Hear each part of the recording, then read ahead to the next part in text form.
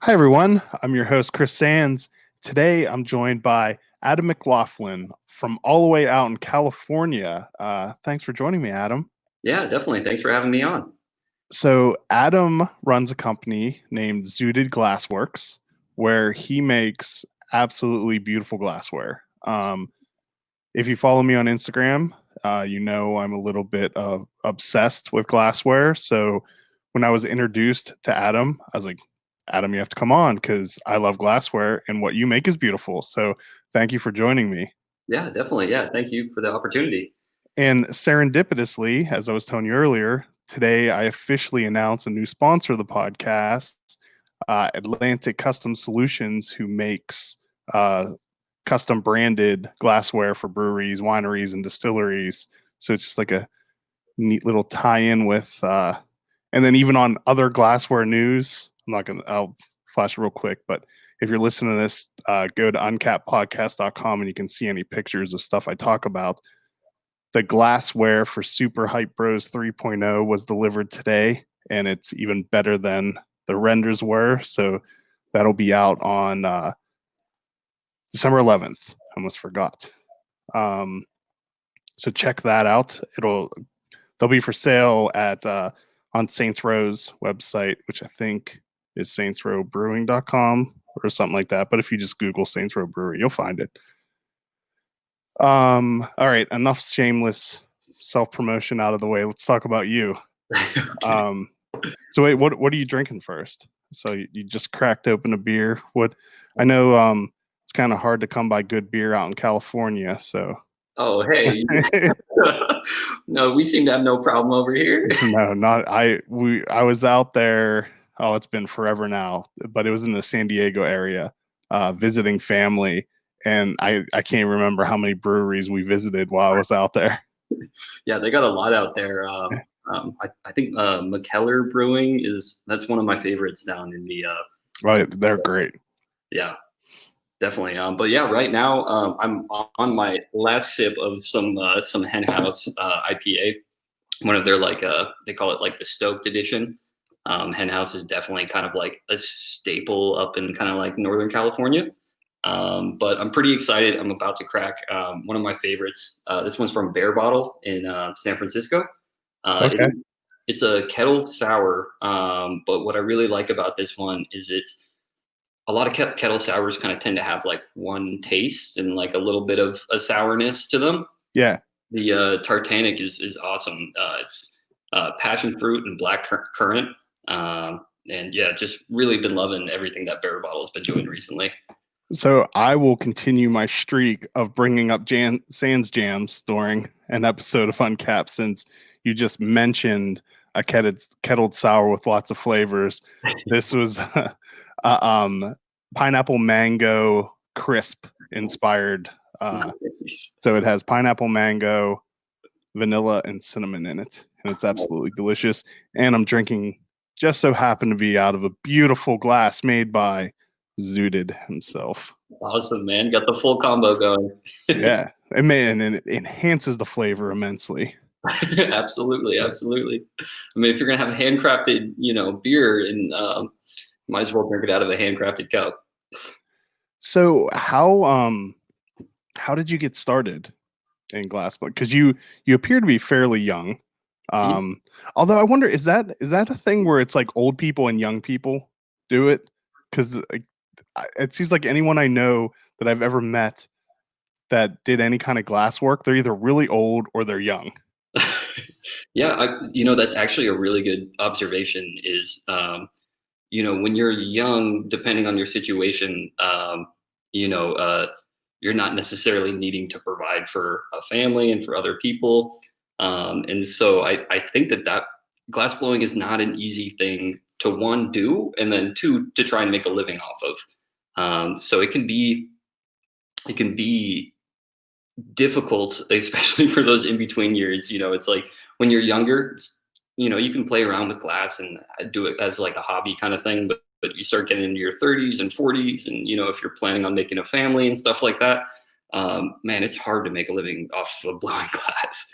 So yeah, I mean, you're right when you say you see like a lot of younger people getting into it, and then you kind of have on the other end of the spectrum, people that are either like older and like retired artists throughout their life, or just people that are looking for something fun and new to do and have a little extra, I don't know, time and cash to start a new hobby. Um, so, So is this a hobby for you, or do you make your living oh off yeah, of? this is a full-time job for me. Okay, that's what I thought, because it seemed like from watching on Instagram, there's no way you could be churning out as much as you do and it not be something that you're dedicating your entire day to. Totally. Yeah. From literally from the second I wake up to the second I go to bed, glass is on my mind. And yeah, I'm right now I'm 25. I've been doing this for about 5 years. And how I got into it, I guess, was I was just in a spot that everyone is at a certain time in life where I had graduated high school, didn't really have plans to go on to college, wasn't like crazy interested, and didn't know what I wanted to do, you know? I like to work. I like to be busy. And when I graduated high school, I was like, well, what am I going to do? You know, all my friends are going to college or they have some form of something that they were pursuing. So that time in my life was like, I was really open to new things and had zero clue what I wanted to do. So I honestly, I kind of fell into it where was hanging out with some friends, and one of them had come back from the East Coast, who was going to college at I think it was Amherst University, or I don't know. Amherst. Yeah, Amherst. Yeah. Um, so he came back and basically was saying how much he was loving the flameworking studio that they had, and telling me all about glass blowing, and like it seems silly now, but like I never back then 5 years ago, I didn't ask any questions as to how glass was made. Like honestly, I didn't even know the extent as to like, you know, this whole world. It just never even crossed my mind that glass was like a handcrafted item. And that sounds totally ridiculous to say now, Yeah, because now that you make your living doing it. yeah, it's crazy, man. And really the timing worked out insanely well. Where you know, my friend had come back, he told me how excited he was, and I picked up on that excitement, and I just signed up for a class. There was a studio in Oakland called the Crucible. It's kind of like a big place where you can learn metal or wood or neon or glass. Like That's a pretty sweet name for what it is, too.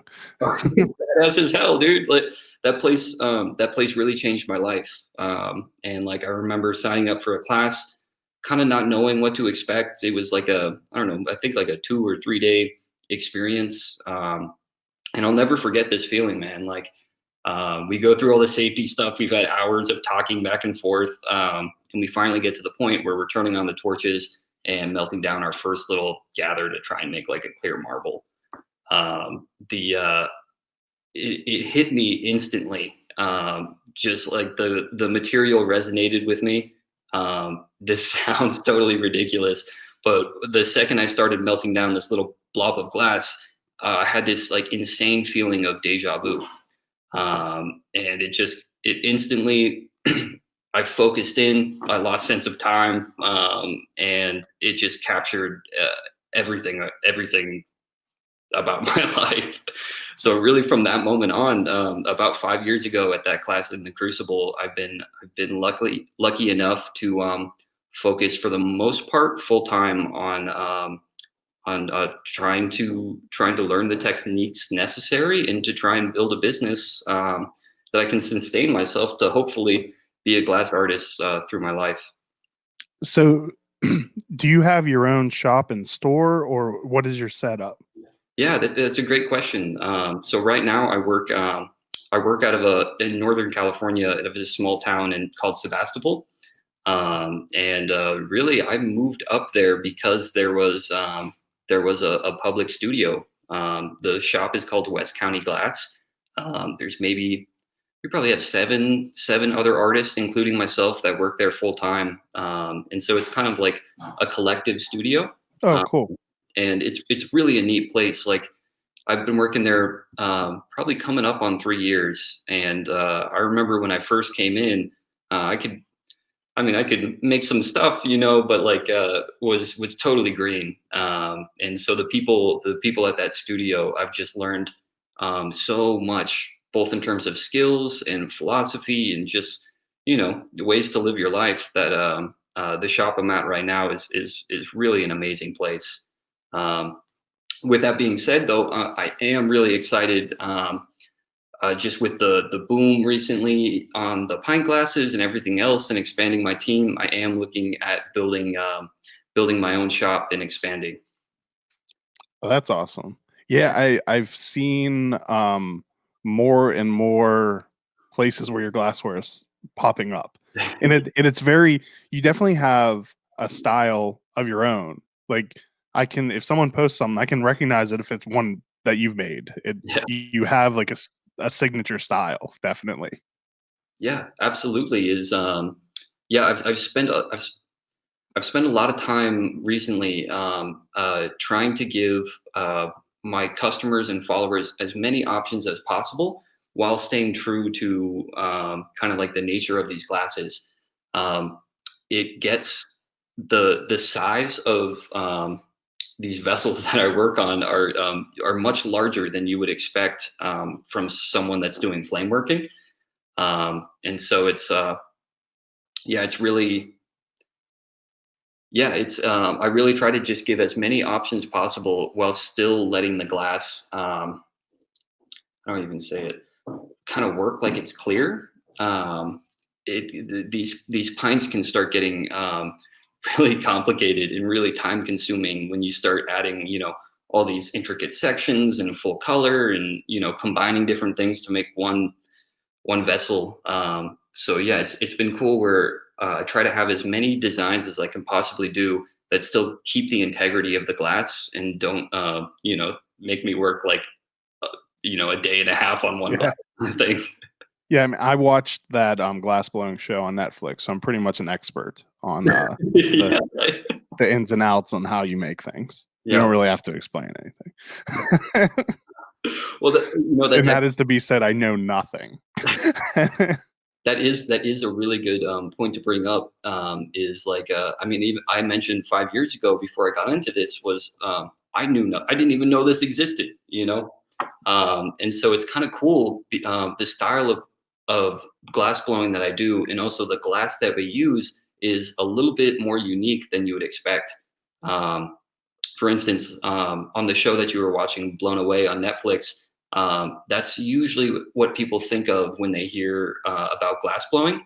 It's kind of like the big metal blow-pipe and very Venetian. You have like the team of people working and gathering Yeah. glass.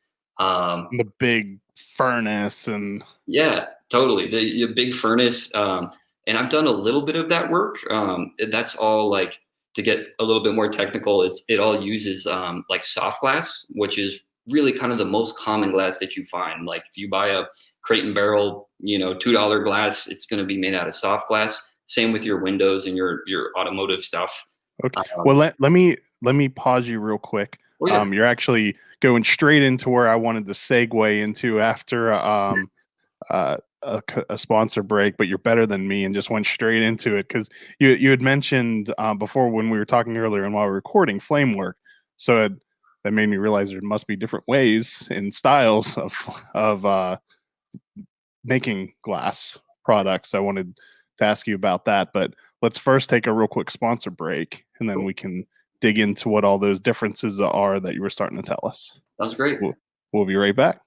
If you haven't heard about our beer dinners, well, now you have. Typically, the last Tuesday of each month, we partner with a local brewery and craft an exclusive 5-course dinner. Each course is thoughtfully paired with some of the finest craft beer available. You'll meet the brewery, enjoy memorable pairings and service, and have a damn good time. Like us on Facebook to stay in the know when tickets become available, because they will sell out quick. Idiom Brewing Company proudly offers a delicious variety of beers to satisfy the most discerning tastes. Best known for their wide array of IPAs, delicious fruited sours, and robust porters and stouts, Idiom prides themselves on continuing to innovate, utilizing new and experimental hops, local ingredients, and unique flavor profiles. Idiom has a simple goal in mind: to bring people from all walks of life together to enjoy themselves and each other.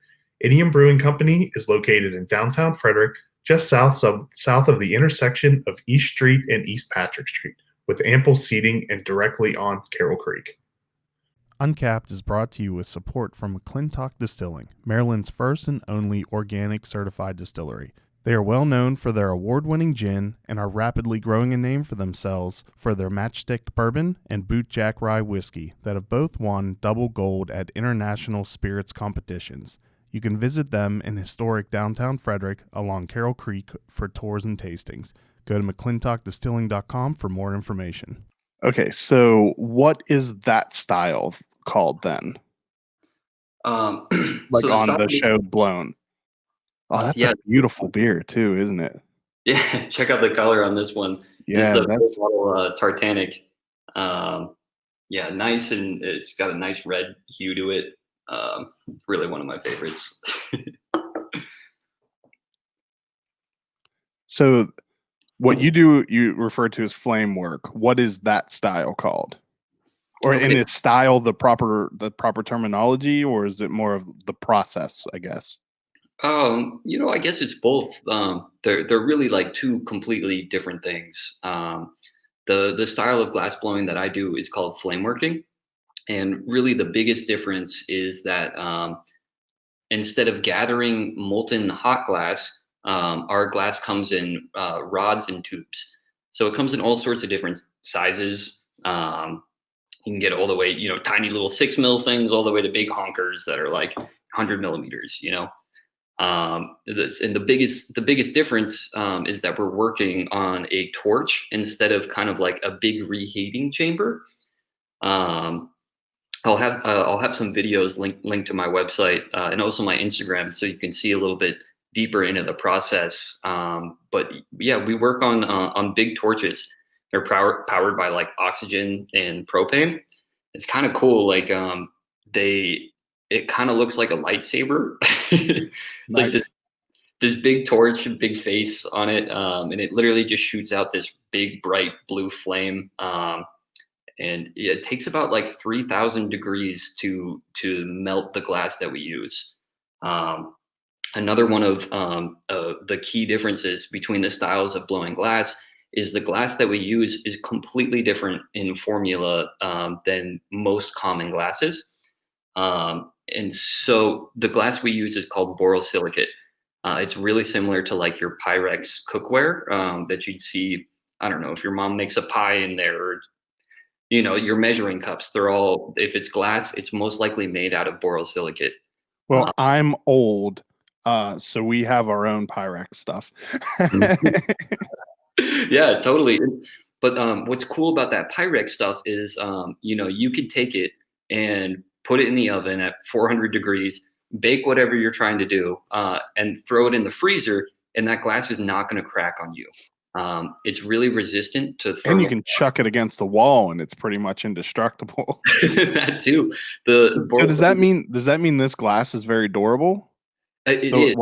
Okay, so that I meant to tell you before we started recording, I had a small panic where this glass was in very real danger because I had set it on a table off to the side of where I'm at, along with the box of this brand new glassware from Saints Row. Oh no. And my daughter, for some reason, went under the table, thought like a bag was stuck or something, and like just flipped it over. And everything on the table went flying. Thankfully, a tiku is typically like you can look at these wrong and they fracture. None of them broke, but thankfully I had already moved the glass you made onto my desk, so it was out of harm's way and safe. Good. So I didn't learn whether or not it would have withheld falling. I don't know, at 2.5 feet, 3 feet onto hardwood. Totally, man. Like, there are limitations to everything, of course. Yeah. The glass it's a lot stronger than like your normal drinkware, and where the strength comes from mostly is it's resistant to thermal shock. Okay. Yeah, so it's like I could pour boiling water into one of my pints or some nice hot cup of coffee or something, and have zero worry that it's going to crack.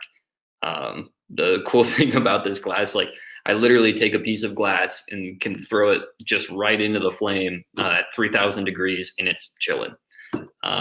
So it's a little bit more resistant to like shock in terms of dropping, but all things considered, it is glass. Yeah.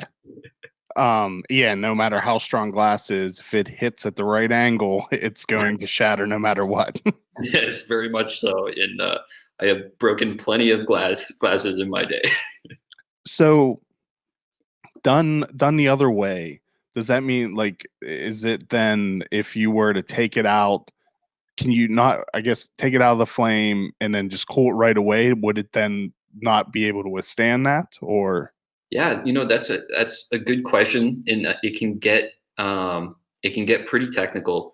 Like the short answer is yes. If I could make a pint glass or a tulip or a stemless, and just from my fluency with the material, I'm very confident that I could just set it on the table at close to the melting point, have it anneal, just on the bench essentially, and have it like be a solid glass.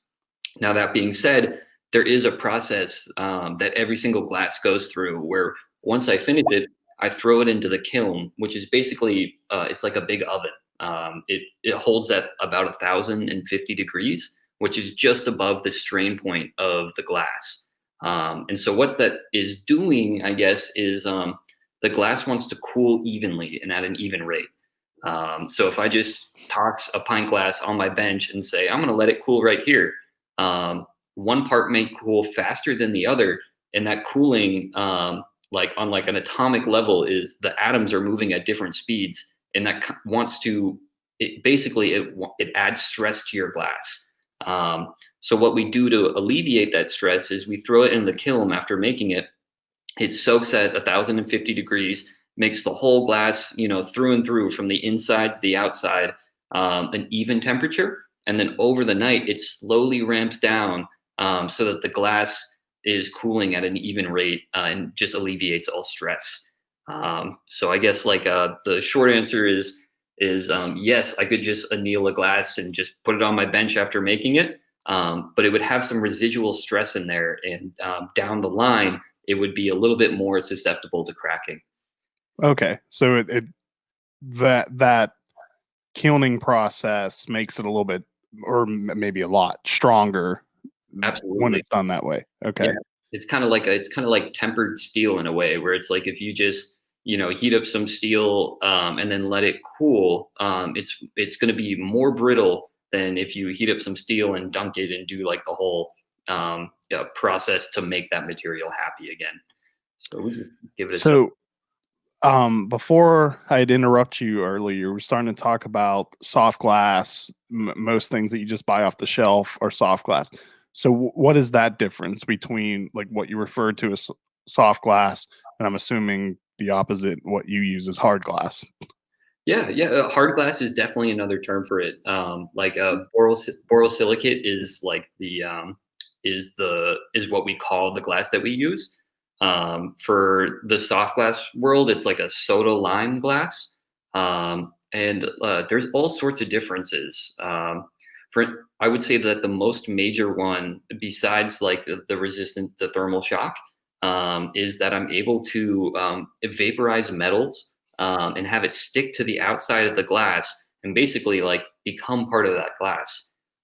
So if you look at a lot of my glassware on Instagram or even right here, like this stemless, for instance, it's a little bit hard to tell with the lighting that I have, but it has a slightly yellow and blue hue to it. And the way that we get that is I take literally a tiny little piece of silver, put it on the end of the rod, and vaporize it onto the glass as I'm making it. If I were to do that with soda lime glass or soft glass, the silver would just kind of bake off. It wouldn't really be as appealing as it is in borosilicate. So yeah, I mean, there's really a ton of differences. those who are more, I guess, fluent in the glass world, the cups and vessels and the size of things that I'm making, flame working on the torch is definitely pushing the limits in terms of size and scale. And a lot of things flame working are kind of a little bit smaller in scale. Like you'll see a lot of beads, or little knickknacks or things like that. In terms of the soft glass world, that's when it's like you can get some really big vessels. There's Is that due to like thermal properties and evenly heating what you're making? The yeah, the limitations on sizing? yeah, definitely. Yeah, it comes in the soft glass world. Yeah, like the whole studio is set up to make basically like big vessels. At least most studios. So it's like you could quickly make, cups or pints or things like that and pattern them. But you could also make, large scale, big vases and all sorts of things like that. When we look at flame working and working on a torch, we're limited a lot by the size of the torch that we have, and also our ability to work that material is when you start scaling up in flame working, it really starts adding a whole nother level of complexity to the thing. So it's a little bit hard. It's a little bit hard to, I guess, to say the differences between the two, because a lot of things are similar and we can make similar things. But for the most part, flame working is kind of like smaller items, and trying to make, 20-ounce vessels or, things around that size is definitely, it's common in soft glass, but it's much more pushing the limits in terms of what we can do on the torch these days. Okay. Let's take one more sponsor break, and when we get back, I want to talk about how that stemless you held up had all the wrapping of color and all that stuff. I want to talk about how that's accomplished, because my mind just can't wrap around how that's done. Awesome. Sounds great. So we'll be right back. There are many reasons why I have chosen District East for where I purchase beer. I love the flexibility of being able to make a custom six-pack or take home a crowler from one of the 8 beers on tap.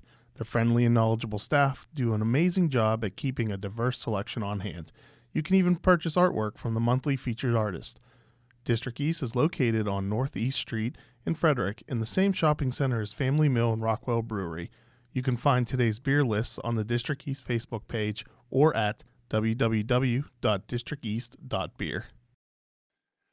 To all you craft breweries, wineries, and distilleries out there, listen up. Atlantic Custom Solutions is the real deal in providing you branded growlers, ceramics, glassware, and accessories like koozies, coasters, and keychains.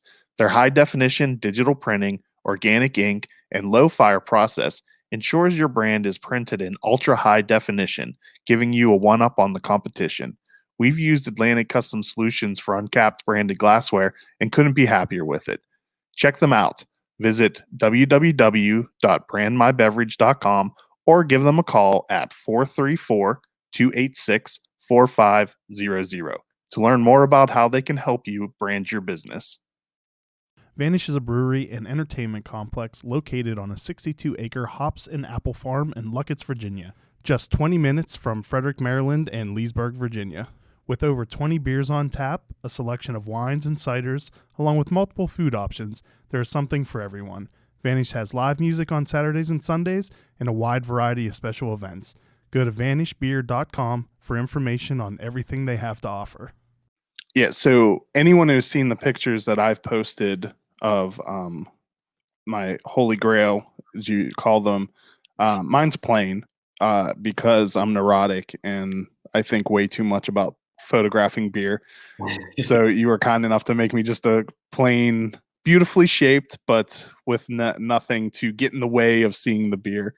Absolutely. Which, though, I saw you post that this is actually rare, so it kind of makes it special. Then I guess it's plainness makes it special. It like at this point in my work, it kind of does. Most of the glasses that I've been working on have the silver fume. They have the patterning, and the things that really make you say that's a Zooted Glassworks cup. As I've been expanding and more people have been interested in the glassware, I've really been coming across a different type of clientele where, as fun as the fuming is and the decorations and everything, a lot of people want to see the true color of the beer. I mean, for instance, the Tartanic that I just poured in here, I have the same thing going on where I have a clear glass just with some color bands, but I can still see the true color of the beer and like kind of, I guess, keep with the integrity of that. So there are options to buy the clear glass, but right now they're upon request only. So what you're saying is I'm not the only neurotic one. No, there are many out there. For sure. Yeah, it's actually really cool. I started in a little bit different of an industry, we'll save that because we are going to talk about that a lot too, because so we'll get into that after, because that is even more mind blowing. I can't imagine the amount of work that goes into those pipes. So first I want to say, like, the fume process, I had no idea that was just actual fumes of a metal. So what all different kind of metals can you use for that? Yeah, that's a really good question. For the most part, I stick to little silver pellets. Okay. Literally taking a piece of like 0.999 silver, finding it down. We take this little glass rod, pick up the silver, and then by changing the ratios of gas to oxygen on your torch, you can make it so that the heat in the flame is just pushing all these silver vapors essentially onto your glass, and you end up with kind of like it looks like this like graphite kind of like exterior, but as you're melting it in and working in the glass, all of that silver really just bakes into the glass. It kind of vaporizes away a little bit. What's really cool about it is that you can get several hues out of the same metal. So just within silver, you can get all sorts of really nice blues to yellows to even like grays and some other ones in between.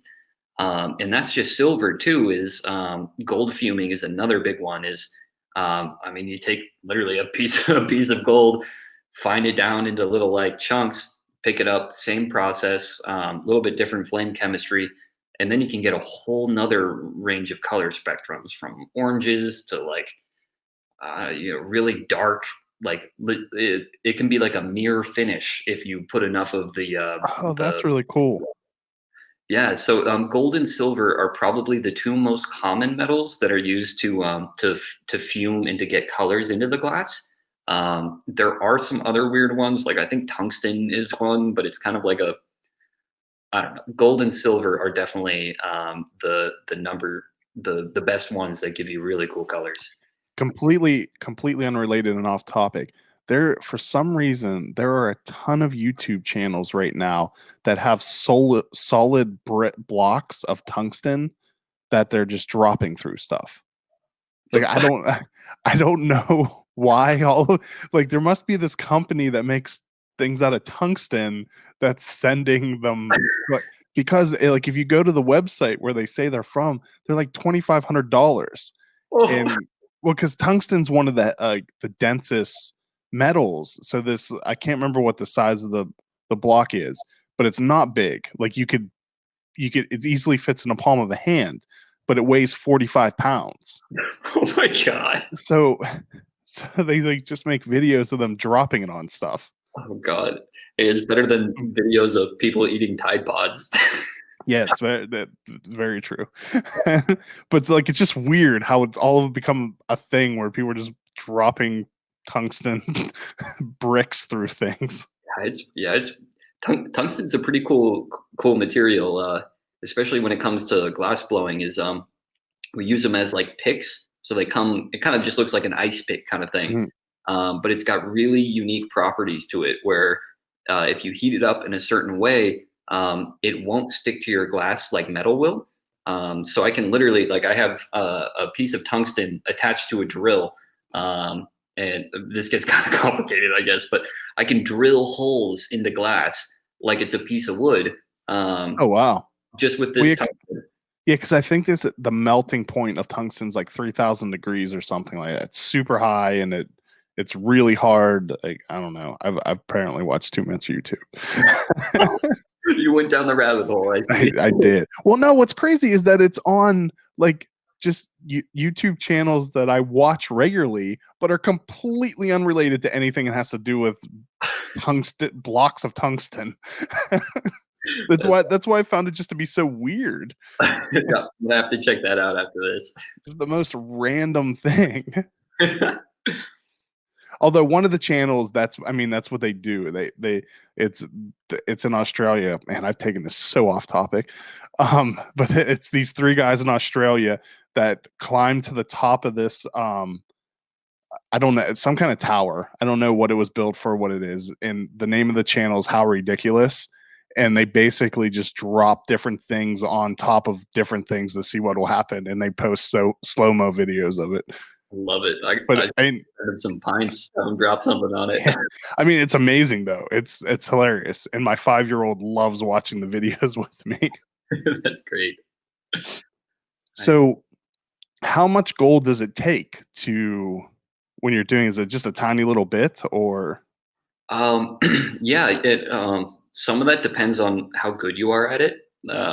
For instance, when I first started learning how to fume, it's a really finicky thing. The fume wants to burn off your glass really easy. So if you don't work it in the proper flame, or if you overwork your glass, it's just gonna disappear on you. So when I first started silver fuming and gold fuming, man, I was using so much more than I should, just because I didn't know the properties of the flame and how to get it to really just kind of vaporize off. So I guess a skilled flame worker, they're like, yeah, it just takes a little fleck of silver or a tiny little bit of gold to do that, but like I certainly have gone through some silver and gold where I'm like, that all just melted away to nothing. So those early glasses were really expensive. Kind of the opposite. It was a major loss. But hey, that's what it takes to learn and to get where you are today, So the one glass you showed had the striping done on it. How do you do that? Yeah, definitely. So my glassware, most of them have all sorts of different types of patterning. I do 3 different main styles. This one is kind of like a swirl where you have a nice, swirl. It comes down to a little termination. And all my glasses have lip wraps as well. Just really kind of like pops the color. And from a customer point of view, you can really customize and kind of make things your own. So this one's the swirl. This one is the bands. It's just nice little concentric rings. And anyone who's listening to this just audio, go to uncappedpodcast.com and I'll post photos of all the different things that we're talking about so you can see them. Wonderful. Yeah. The tulip with the chaos lines. So these are kind of the 3. We got the chaos, the bands, and the swirl in a number of different colors. And so how do we get that onto the glass? Basically, like as I mentioned before, instead of gathering molten glass and starting like that, we start with big rods and tubes. So I guess, my average day, I pretty much take these big tubes, separate them all down into smaller little, we call them blanks or points. And it's basically your canvas. It's like a chunk of glass with a long handle on the end so that I can hold it. You'll see on my website, zootedglassworks.com, or my Instagram, Zooted Glassworks, there's going to be a lot more process videos coming out. But essentially what we're doing is we're taking those blanks of glass with the clear handle on it, vaporizing a little bit of silver on there, and then I go in with color rods, whether it's a color rod of white or caramel or red or whatever color that we provide. And basically what we're doing is we go on and we tag it, and just essentially they're all wraps in a certain way. So if we're doing the bands, we tag it, we rotate, we try and keep it in one solid band. If we're doing a spiral, we go onto one end and we slowly spiral it up. So it's similar to like, I mean, if I had like uh, uh, if I dunked like a spoon into honey and I touch that, piece of honey on the end of a corn dog or something, like, and I was rotating it, that honey is going to trail off just like the colored glass that we do, and provide whatever, decoration or design that we're doing at that moment. So that's all added before the glass is made, when it's Yeah. still just okay. I see. I had no idea. Yeah. I assumed that was like you make the glass and then you add the. Totally. Yeah. So it's all glass. None of it is painted on. Everything is borosilicate glass coming together to make one final product. And so there's more videos coming out that's really going to like bring this to light on how we make this stuff. But yeah, it's literally, we have a clear little cylinder. After silver fuming, we put whatever pattern is on there, and once that's on there, we start to melt it in, blow it up to whatever shape we're working on, and take it from there. Oh, so the fuming is done before the glass is formed also. Absolutely. Okay. The fuming is is the first step in the process. And I mentioned earlier, it can be kind of a finicky thing where it really wants to. My two problems are either burn it completely out, or I put way too much on and it kind of like turns this, to me, an unappealing gray or yellowish color. So it's really the fuming, when it's done first, it gives me a little bit more time to say, I want this much coated. And if I do too much, I can burn a little off. If there's too little, I can add a little bit more. And then just through the process of adding the colored lines, blowing it up to our shape, the fume bakes into the glass, and you kind of come up with like these ratios of saying like, okay, there's this much fume on here and I have to blow it up and work it this much. So that amount of heat is going to burn off roughly this much. And it sounds complicated, and a lot of it just kind of like comes with time and experience. And like fume is one of those things that like I can do, but I don't know why or how. Well, I mean, it's the art part of it. Exactly. Like there's obviously a ton of science there, but also a lot of art. So I would imagine, unless you're sitting there with all kinds of expensive equipment, just the trial and error is how you figure out how to do it. Man, and it's funny too, man. Like there's a couple of artists I really love fuming, and there's a couple of artists that I follow and collect their work. And I heard one of them say the other day, he's been working for 20 plus years, and he's like, dude, I finally just figured out silver fuming. I've been doing this every day, over the last 20 years, and I'm just like, wow, man. It's like, it's one of those things that there's so much more than meets the eye, and there's always more possibilities with it as well. So, of the designs you make, which is your favorite? I really love the tulip. This one is the tulip. It's got those tight hips, slender lips. It just fits really well in your hand. To me, it's a really appealing shape. But a really close second would have to be the Holy Grail. Is like this cup. I mean, you feel like a king when you're drinking from something like this. But yeah, the lighting isn't quite getting the design and the color as accurate. But the Holy Grail is not only fun to drink out of, but it's one of the more challenging shapes that I make. Flaring open like these wider sections. Like if you look between the tulip versus the whatever it is, one is a lot wider than the other. Yeah. And so the wider of a flare, the more heat, the less room for air. And to me, it really was a milestone and an accomplishment to add the Holy Grail to my lineup, because it gave me a run for my money when I was trying to dial this shape in. So you had mentioned that you didn't start out making beer vessels.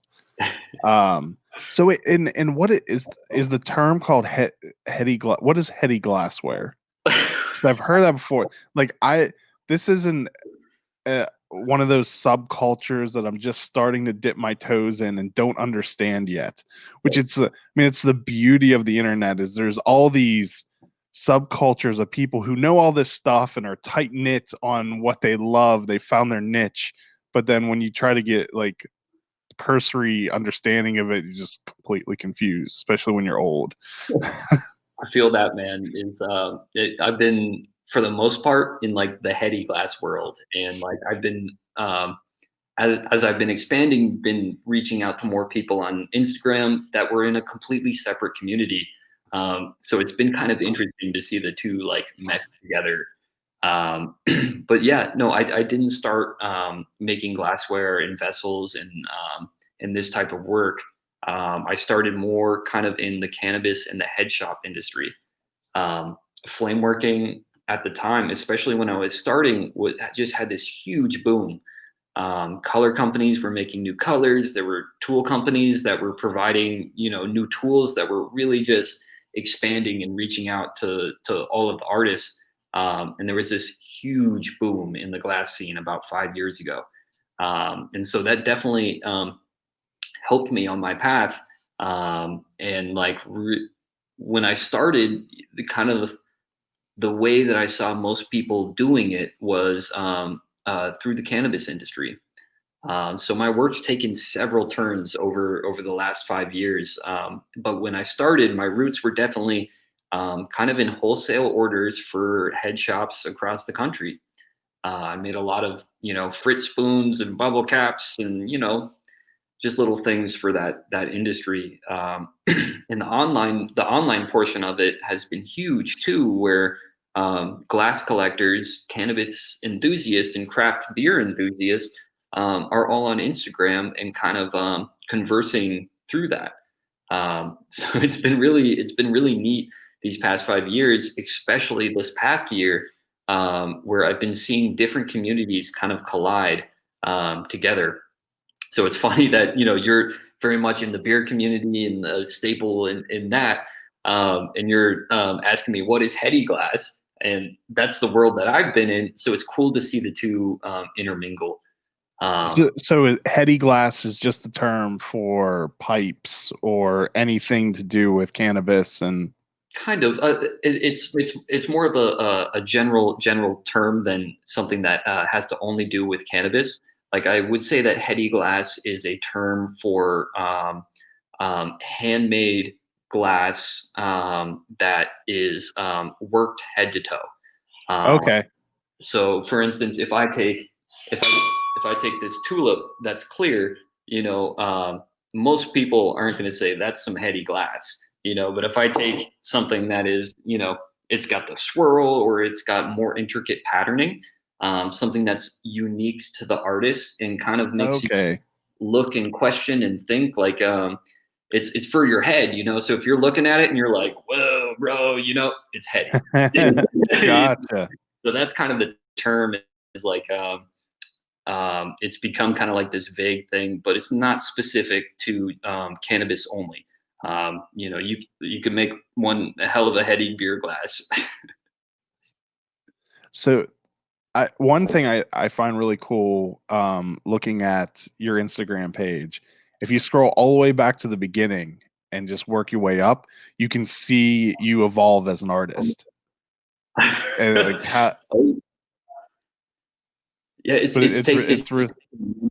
over the years was there was times where it was just purely about the money and me saying, I don't want to have to get a second job. I'm done being a barista, that kind of thing.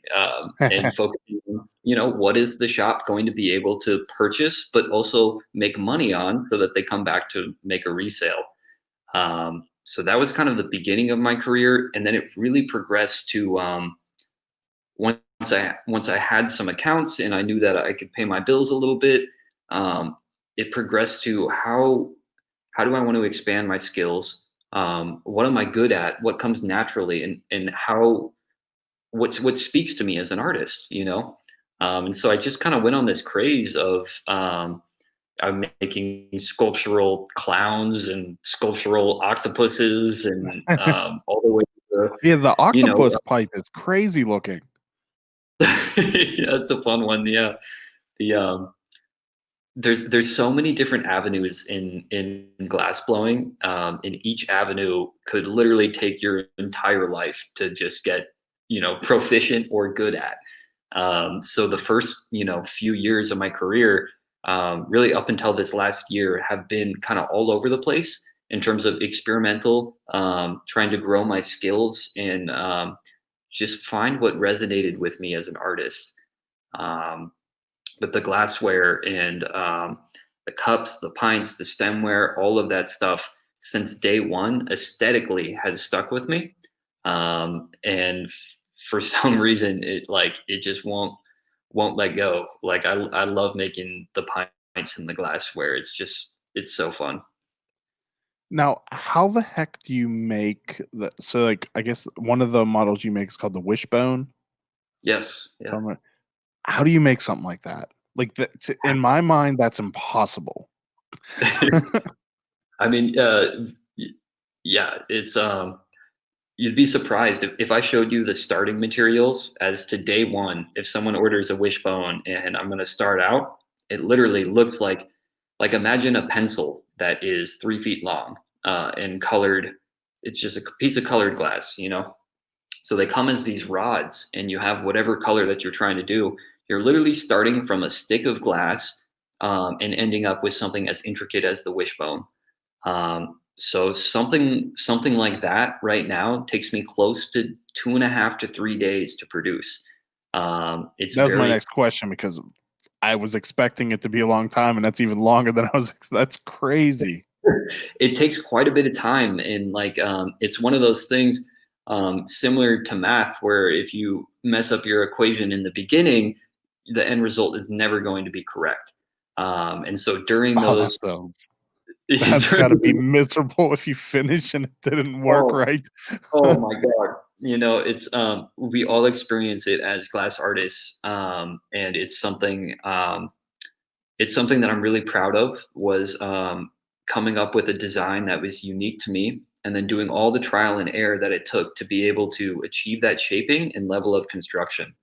And so the Wishbones I still make to this day. I only do them direct to the customer. So I've stopped doing any wholesale on my recyclers purely because of time. Is for me, the Wishbone is something that is at the height of my skills and requires 200% of my concentration and attention.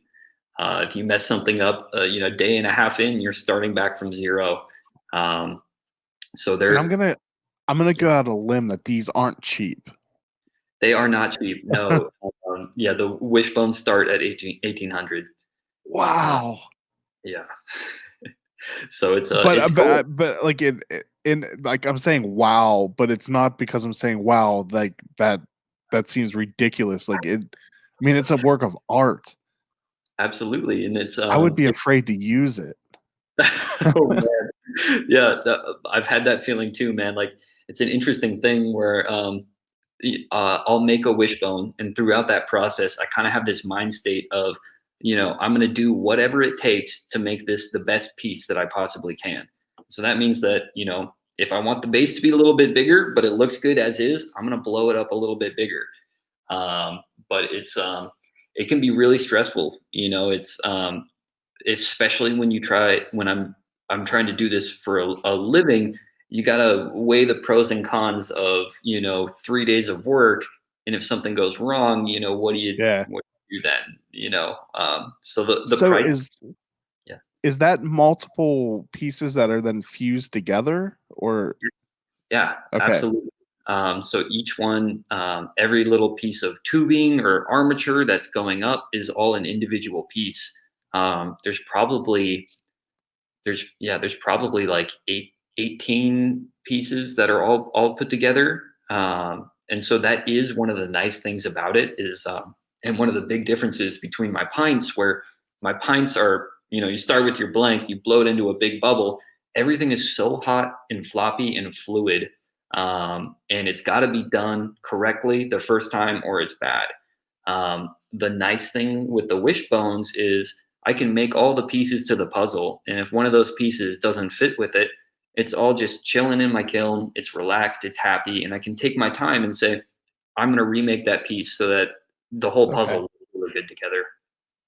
So is it in those fusing parts where something can go completely wrong Oh, 2 yeah. days in? Absolutely is. For myself as a glass blower, one of my stronger suits is shaping glass, and that's one of the funnest parts too.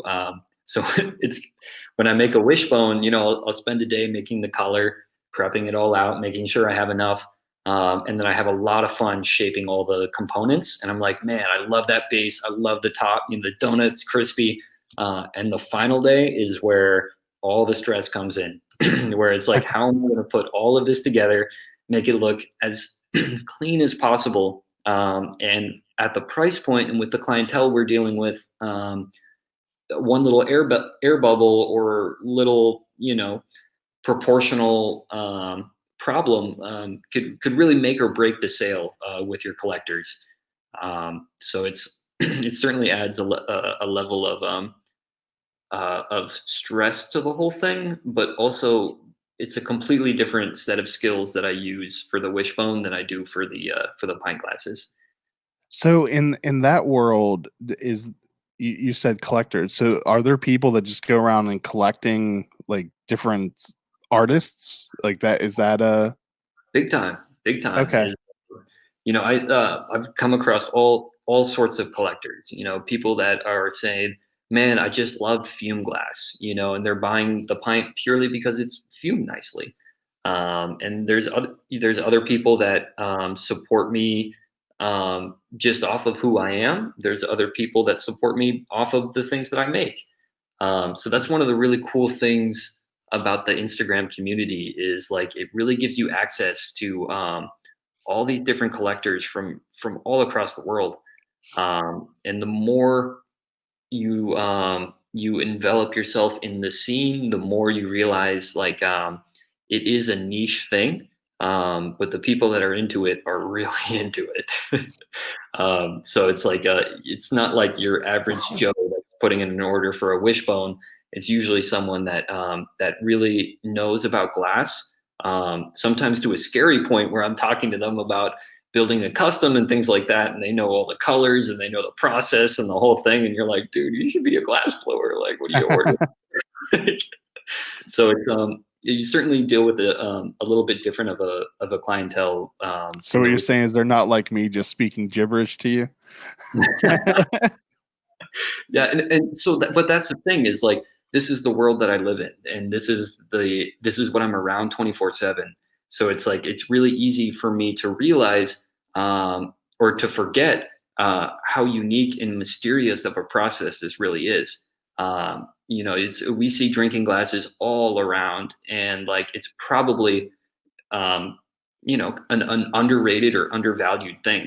5 years ago, I never even considered how a glass was made. And yeah, most glass is made, out of molds, and that's why you can buy it for $2 or something like that. But when you And start then there's getting, people like my wife who absolutely hate glassware. oh no, I She mean, it's hates purely glassware. based upon it's purely based on the amount that I have. Okay, I can see that. You got boxes of Mario Bros stuff, and yeah, I feel. There are 2 full boxes of glasses sitting next to me, and then that whole bookshelf behind me is filled with glassware, and then that bar cart right there, the whole bottom of it's glassware, and then my I'll give you office at work is filled with glassware. I'll give you a quick look at my surroundings. I know I've got this nice background behind me, but to the left over here, I got a whole bunch of glasses that I just bought, or not bought, brought home from the studio today. And then over here, it's like even more boxes of just random Well, stuff. at least you have a good excuse.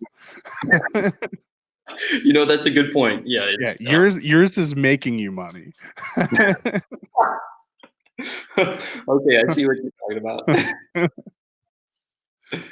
So what has what was that? I'm sorry, dude. That's I forgot to turn on Do Not Disturb. Um, when has your business shifted more towards the beer glasses now, or do you still do a lot of the Wishbones and the cannabis more focused stuff? Totally, totally. Right. I made a decision about 8 months ago. And as we were talking earlier, when you scroll down my page, you'll see all sorts of random stuff. And like as good as that is for learning and experiencing what you like in the material, it's certainly not good for business. So yeah, about 8 months ago, I really decided, man, I love making this glassware. It's just, captured my whole life. And so I decided to really just give it a go. I came out with a number of different collections and lines, accessories, and things that all kind of fed off of each other. And really, one of the best things about sticking with that is that there's really no, I guess, like a stigma attached to it. It can be hard to There still is, but it's much smaller, I think. Much smaller. Yeah, exactly. It's, most people can't resonate with me saying that I sell recyclers for, almost $2,000. And so it's really been a fun change of pace, both where I've been dealing with a different clientele, man, it's for me. I really love seeing my glass be used and enjoyed. And when I switched over to making the glassware, there was just such positive results and responses that, like, although I love my Wishbone and I love the recyclers I make, I decided to kind of put them on the back burner, make them for people that, I know in real life and that would like a little piece of me, I guess. And from a business point of view, Zooted Glassworks is 100% focused on glassware, and really just like using the highest quality materials we can to produce the best glassware that we possibly can. And it's an ever evolving thing. That's one of the holy grail I have. It just feels quality. It does feel like you could chuck it across the room and it might survive it. Like Pyrex, it feels like it's not heavy, but it feels substantial. Totally. And this is actually what I've been drinking out of at home almost exclusively lately when I'm just chilling, drinking a beer. I love to hear that, dude. Like, I mean, I drink out of them myself, and like, that's what keeps me going and gets me excited when I wake up in the morning is just all the positive responses out there.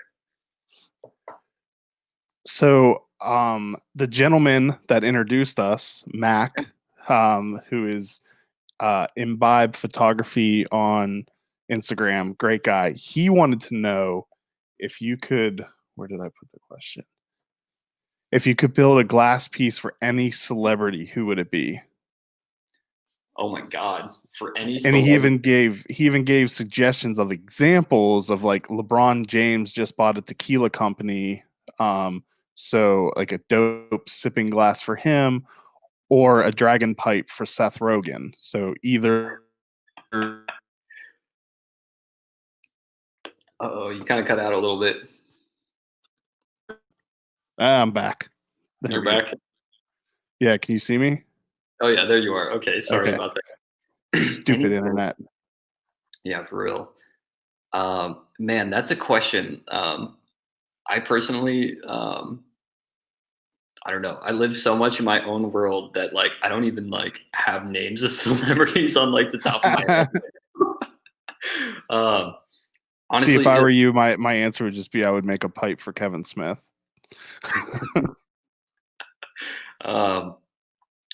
Although he has his own line of joints, so he may prefer rolling instead of a recycler.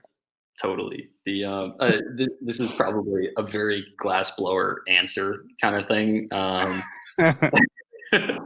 I think it would be really cool to make some glassware for there's an artist, Cesare Tofolo, and he is he's very Venetian, lives in Murano, but he has developed and pioneered so many techniques on the torch and has really I've watched all of his videos, respect his work, and I don't see anyone else on his caliber. So I think it would be a huge honor to make something and send it his way. Of so there's and off the top of my head, I can't think of the name of anyone else. There seems to be like quite a few other people making glassware on the caliber of yours. Yeah. Are there any of those that you admire that you would? Oh yeah, yeah, absolutely. Frick Glass is huge. I really like Yep. his style. I've heard that name before. His are Yeah, like ridiculously expensive, aren't they? they're not cheap. That's for sure. It's like although we are both glass blowers and glassware makers, we're in totally different markets. Where minimum for his glass it's probably $250. Yeah. But I really respect his work where he kind of was the forefront of this whole push. Um, I have had so many people tell me that you can't make a living off of glassware, and so it's really cool and reassuring, and builds hope in me, to watch someone like Frick Glass do his thing. The style that we do is completely different.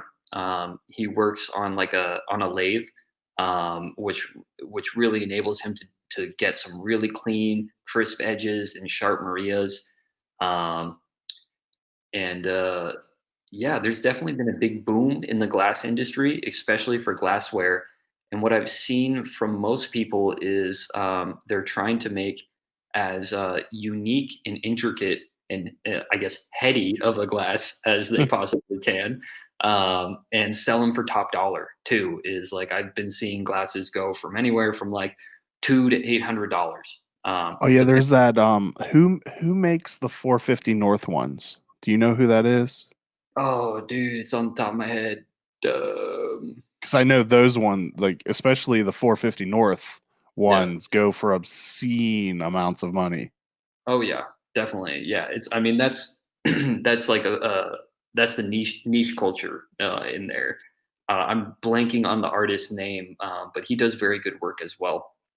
The the biggest difference that sets me apart from most other glassware makers is that everything I do is by hand.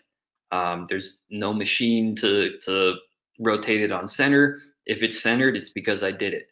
Um, and that's a big difference. The quantity and scale and the price points of what I produce as well is approached in a completely different manner. I right now I'm one of the only people that I know of that's doing wholesale orders, fulfilling them on this scale, and also producing hun- I mean hundreds of glasses. So what I've been seeing for the most part in the industry is artists trying to put their thoughts and efforts and care and produce the most intricate thing that they can to sell for the highest price point. Where I differ is I say I have these collections, I have these shapes, I have several different color options with even more design options, and within each caliber or within each collection, there's up to 90 different variations that you can choose from.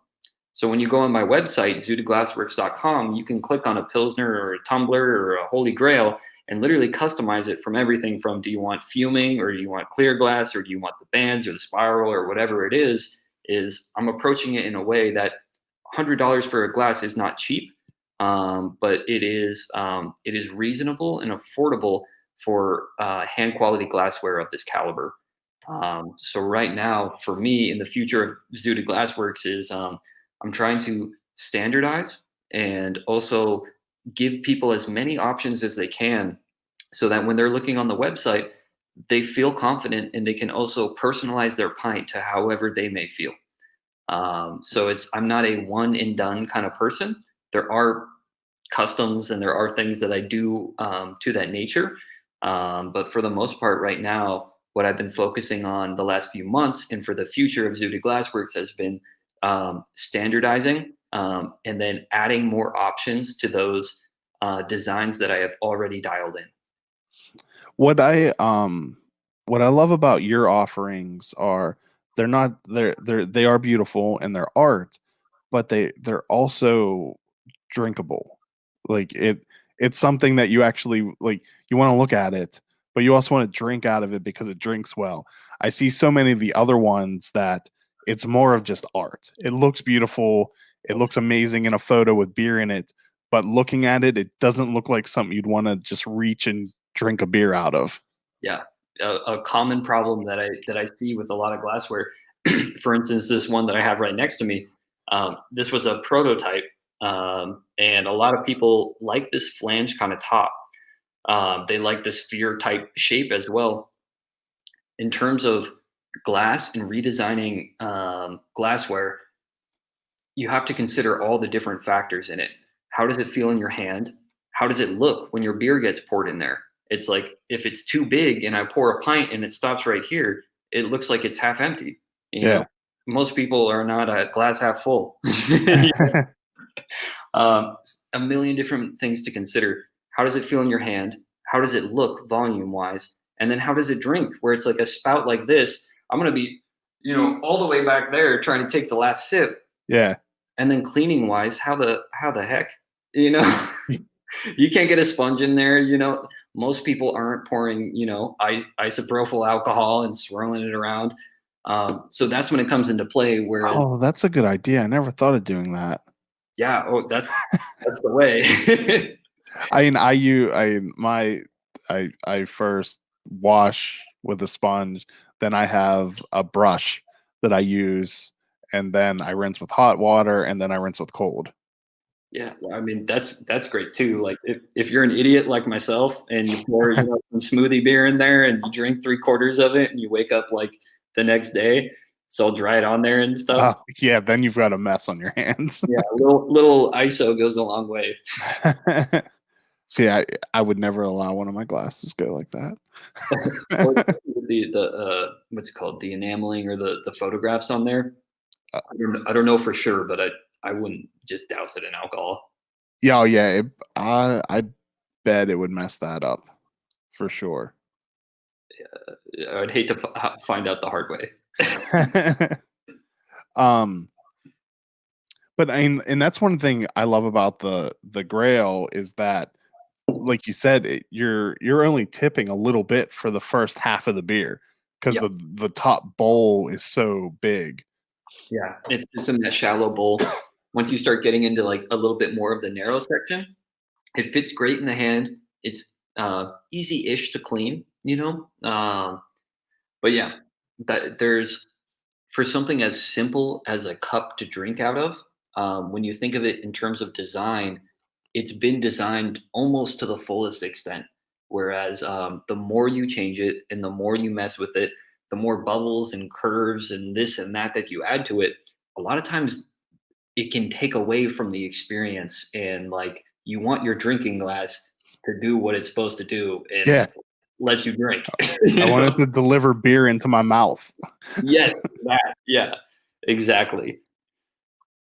So you had talked a lot about the thermal properties of hard glass, because I'm not going to remember the actual real term you used.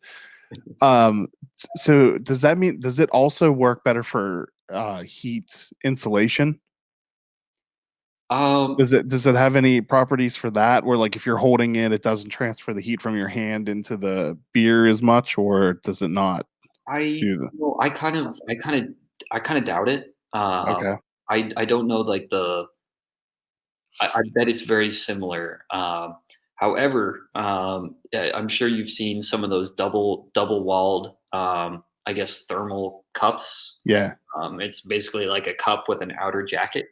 All of those are made out of borosilicate glassware. Okay.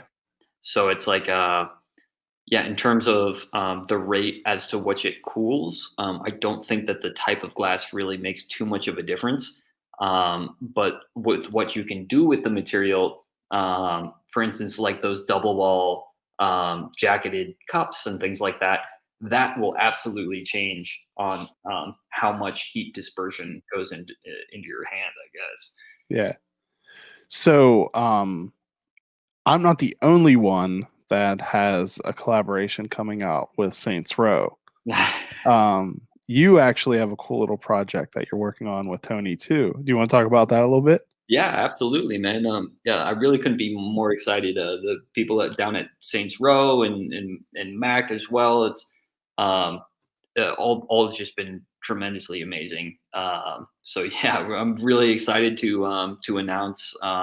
Believe it's mid-December that we have. It's called the Zorange Brewless or the Zorange Cream Brewless, one of those. And yeah, it's going to be a really amazing release. I'm working on a specific type of glass that's going to be available via a giveaway and also some pre-sales. So yeah, come this December, any purchase of the Zorange Brewless beer from Saints Row is gonna enable you and give you a ticket to join the raffle for one of these handmade pints that I'm working on. Which I've seen. I don't know if I've seen the finished one, but he sent me a video of one of earlier prototypes. It's pretty cool looking. Totally, yeah. I just sent Tony what's it called? Maybe three or four different options to choose from. We wanted to go with something a little bit orb shaped or kind of has a sphere atmosphere to it, but we also want it to be something that's very drinkable and fills in nicely with this like nice orange beer that we've got. Yeah, it's Zorange Brewlius. Is it Brewlius? Okay, Yeah. I wonder how you say that. Like, so yeah, And the label looks really cool with like a play on your logo all in the back of behind the Saints Row logo. Totally. Yeah, I couldn't be more excited. And we're gonna make something completely different than what you've been seeing normally from my pints for the giveaway and or I guess the raffle. And so yeah, it's really going to be a special shape with special patterning and December release for this Orange Brewlius. It's really going to be amazing. Yeah, I'm looking forward to that one almost as much as Super Hype Bros 3, but I mean, there's a slight bit of bias there. Yeah, I feel that, man. I mean, even I'm excited for the Super Hype Bro. All right, Adam. Thank you so much for your time. Actually, do you want to? So your website's launching soon. Do you want to run through all the details of how people can get your products? Yeah, that would be wonderful.